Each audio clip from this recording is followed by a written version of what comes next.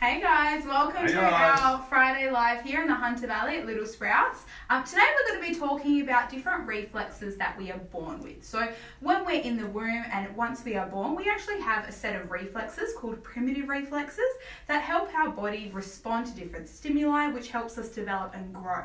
Now, we can't control these reflexes. This is just something that our brain does to help us grow and develop, like I said. Yeah, so the reflex that we're going to be talking about is the asymmetric tonic neck reflex, or ATNR reflex. Now this reflex, you're actually born with this reflex, and the reflex is there to help during the birthing process. So essentially, a child under around about 6 months of age should have this reflex, then it should disappear.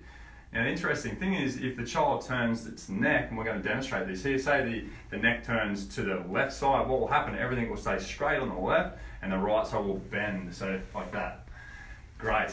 So the reflex is there, it's from our primitive brain, and it actually starts to help program our more younger or cortex or top part of the brain, and it helps with vision and connection between hand and eyes actually. So it's distance perception and a lot of the brain pathways involved in eyes and touch. So it can be really important for lots and lots of things if this reflex is not integrated appropriately. Yeah, so when this ATNR reflex is retained past 6 months of age, is what we would call an inappropriate retention of the ATNR reflex. So these kids will often present with distractibility, with like movement off to the side. They have to turn to look what's going on, so they find it really hard to concentrate in the classroom. And it's got a strong association, therefore, with what is termed as ADHD, or attention deficit hyperactive disorder, because they're distractible. So this, again, as Dr. Jeremy explained, is about a disconnection between the higher function, that cortex part of the brain, along to talking with that primitive part of the brain. So there's a big disconnect there, which is where you start seeing those ADHD type symptoms. Okay. So this is really important, and we see it a lot with a lot of kids that come in here, find it really hard with their coordination, so playing lots of sports, catching balls, riding bikes, because every time they're turning their head, they're getting movement in their arms. And then also we see in adults with chronic neck or shoulder pain. So there's actually a few ways that you can test to see this as well. So we'll do a quick demo here too. Yeah, so a really quick way, 5 seconds that you can do it at home. So we'll start off, all you have to do is get onto your hands and knees, get your child onto their hands and knees. And all you have to do, making sure that they are planted down through their hands and turning their head side to side. And what you should see in a reflex that isn't there is that their elbows will stay straight, but if they have this reflex retained, then you'll see that when they turn their head to the side, that there will be a bend in that elbow, just like that.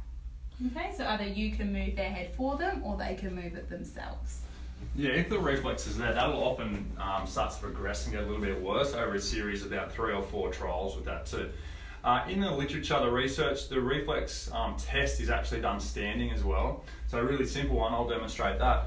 Arms out, eyes shut, and get the person, just ask them to turn their head fully to the left. And if the reflex is there, what you'll start to see happen is they'll start to get movement. Say the reflex is only on this side, the reflex will do this. So this arm won't move too much, but as they turn to the left, their right arm will start to drop. And usually what you'll see happens, it stays there and gets a little bit worse. When you get them to open their eyes, they won't realise that they've dropped or rotated their arms. The rotation can happen, or it can be drop, or even sometimes a bit of bending at the elbow.